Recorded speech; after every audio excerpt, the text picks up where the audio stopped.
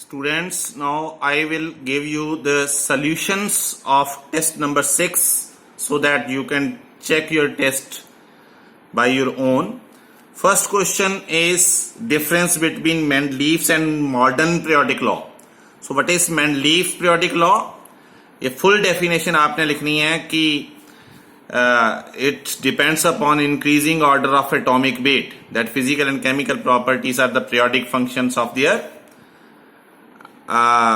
elements when they are arranged in increasing order of atomic weight. ये ऐसे full atomic weight की form है.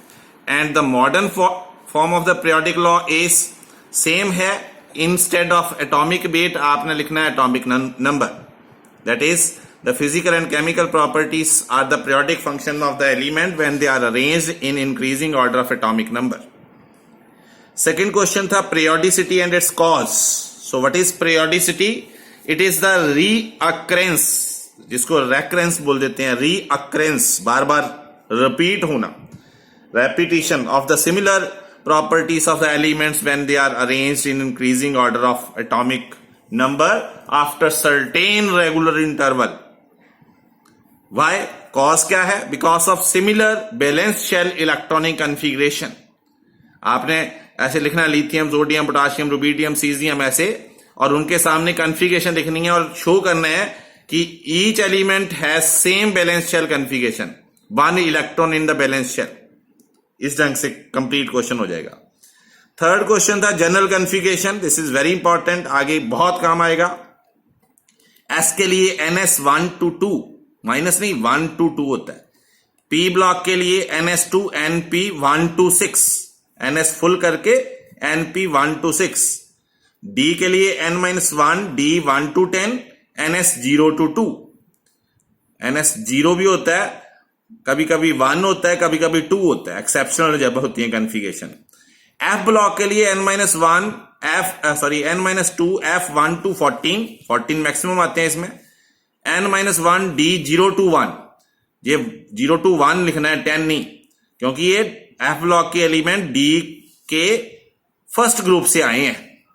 NS2 S तो full करके ही आपको F में जाना पड़ता है. फिर था फोर्थ क्वेश्चन, आपको कॉन्फ़िगरेशन गिवन थी और बताना था आपने उसकी पोजीशन का मतलब पीरियोडिक टेबल में उसका पीरियड, ब्लॉक और ग्रुप. तो कॉन्फ़िगरेशन थी NS2 NP4, तो इसका मतलब, और N क्या था उसका, प्रिंसिपल शेल 3, तो इसका पीरियड हो गया थर्ड, इसका पीरियड हो गया third, highest value of N. और जिसमें लास्ट इलेक्ट्रॉन एंटर करता है वो ग्रुप है, तो वो ब्लॉक है, तो ये P ब्लॉक हो गया. और P ब्लॉक के लिए ग्रुप कैसे निकालते हैं? 10 plus number of NS and NP electron, 10 plus 2 plus 4, तो इसका मतलब इसका ग्रुप क्या आ गया? 16. ऐसे इसका पार्ट 2 था, तो इसमें N-1 D NS, तो जनरल कॉन्फ़िगरेशन से भी ये क्लियर है कि ये D ब्लॉक का एलिमेंट है. जैसे ये जनरल कॉन्फ़िगरेशन थी N-1 D NS 0 to 2, तो इस तरह की कॉन्फ़िगरेशन है ये, तो ये D ब्लॉक का एलिमेंट है. लास्ट इलेक्ट्रॉन D में एंटर किया है. ये नहीं बोलना कि ये लास्ट इलेक्ट्रॉन S में है, ये लिखने का ढंग ऐसे है कि ये फोर्थ शेल हो, मान लिया 4S है, तो 3D बाद में आती है, तो लास्ट इलेक्ट्रॉन इन D, तो ये D block, highest value of N 4, तो फोर्थ पीरियड. और डी ब्लॉक के लिए आपका ग्रुप कैसे होता है? Number of N-1 D and NS, इसमें जितने इलेक्ट्रॉन है, तो 4 इलेक्ट्रॉन है, तो group is fourth. Question number 5th, ions with what are iso electronic species. तो species with same number of electrons, for example sodium positive, तो 11 थे electron पर अब 10 हो गए, 1 इलेक्ट्रॉन कम हो गया. मैग्नीशियम 2 पॉजिटिव, 12 थे, 2 इलेक्ट्रॉन कम हो गए. एल्यूमिनियम 3 पॉजिटिव, 13 इलेक्ट्रॉन थे, 3 कम हो गए, तो सभी में 10-10 इलेक्ट्रॉन आ गए. 6th क्वेश्चन था write 4 characteristics of S block elements. तो S block elements are larger in size in the periodic table. They have low ionization enthalpy. They are good reducing agent. They are soft metal. इस तरह की बहुत सारी उसकी property है, कोई 4 लिखी होनी चाहिए. 7th question, why cation is smaller than parent atom, जिससे वो बना है उसको पेरेंट एटम बोलते हैं। तो मैंने यहां एग्जांपल से आपको समझाया कि सोडियम का एटॉमिक नंबर जो है, जिसमें उस एटॉमिक नंबर प्रोटॉन के बराबर होते हैं, वो 11 है। तो यहां पर भी 11 ही आएगा क्योंकि प्रोटॉन ही कम ज्यादा होते हैं। बट इलेक्ट्रॉन्स देखो यहां 11 ही है क्योंकि न्यूट्रल है, बट यहां पॉजिटिव चार्ज का है तो इलेक्ट्रॉन एक कम हो गया। तो उन कम इलेक्ट्रॉन को प्रोटॉन स्ट्रांगली अट्रैक्ट कर लेंगे।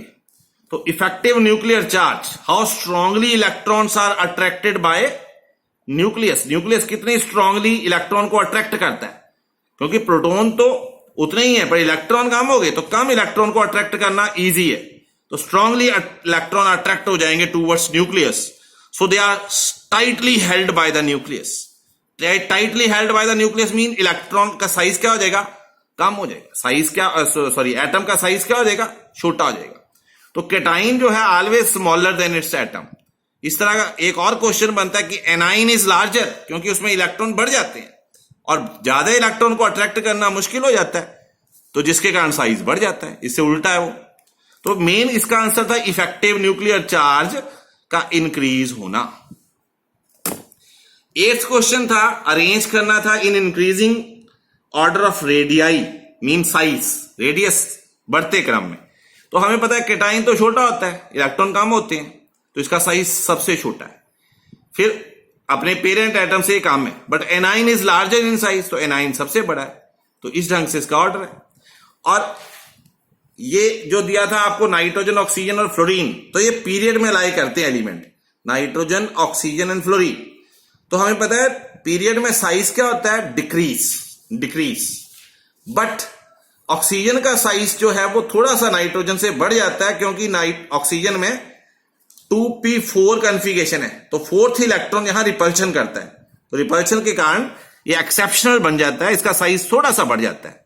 बट फ्लोरीन का फिर कम हो जाता है। तो फ्लोरीन का साइज सबसे छोटा है, उससे बड़ा है नाइट्रोजन और सबसे बड़ा ऑक्सीजन। तो ये एक्सेप्शनल क्वेश्चन बनता है आपके पीरियड में। तो due to repulsive forces, due to inter electronic repulsion in oxygen, ऐसा हुआ।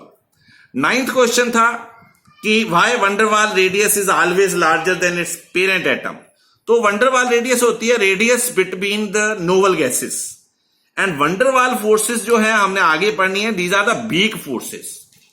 तो इन वीक फोर्सेस से जब एटम जुड़े हैं तो उनके बीच में कुछ वेकेंट स्पेस रह जाता है। Inter nuclear distance in case of atom held by van der Waal forces are larger. Inter nuclear distance जो है वो बड़ी है, because it include some vacant space than covalent bonded atom. ये इंटर न्यूक्लियर डिस्टेंस बड़ी हुई तो इनके बीच की जो रेडियस है, half of the inter nuclear distance, वो भी बड़ी होगी। बट जो कोवालेंटली बॉन्डेड एटम की रेडियस है उसमें इंटर न्यूक्लियर डिस्टेंस तो छोटी है, क्योंकि इसमें खाली जगह तो है ही नहीं, तो इसकी जो रेडियस है वो बड़ी छोटी है। But van der Waal radius is always larger because atoms are loosely held by weak van der Waals forces as compared to covalent, because covalent radius is smaller, van der Waals radius is larger, because radius जो है internuclear distance का half होता है, और अगर internuclear distance ही बड़ी है तो रेडियस भी बड़ी ही होगी। Question number 10th last question है, justify that 5th period contain 18 elements. तो हमने ये पढ़ा था कि सेकंड पीरियड में 2, फर्स्ट पीरियड में 2, सेकंड में 8, थर्ड में 8, फोर्थ में 18, फिफ्थ में 18, सिक्स्थ में 32। तो इनको जस्टिफाई कैसे करते हैं? जैसे 5th पीरियड है तो हमने क्या भरना है, 5th 5s, और लास्ट पीरियोडिक टेबल में 5p तक जाना है। तो 5s से 5p जाएं तो बीच में 4d सब शेल भी आता है। ऑफ वू रूल देखना आप, उसमें अरेंज करना सब शेल को इंक्रीजिंग ऑर्डर ऑफ एनर्जी। तो 5s और 5p तक जाने के लिए आपको बीच में 4d आता है, और इस कारण इसमें कितने इलेक्ट्रॉन आए, इसमें 2 आते हैं, इसमें 10 और इसमें 6, तो टोटल 18 इलेक्ट्रॉन्स आए। That's why it contains 18 elements. जहां आप ये लिख सकते हो कि इसके एस सब शेल में कितने आपके ऑर्बिटल बने, 1, डी में कितने ऑर्बिटल होते हैं, 5, और पी में कितने ऑर्बिटल होते हैं, 3। तो ऑर्बिटल कितने बने? 5, 1, 6 और 3, 7, 8, 9, और 9 ऑर्बिटल में इलेक्ट्रॉन कितने आएंगे? 18, 9 2 18, एक ऑर्बिटल में 18 इलेक्ट्रॉन आते हैं।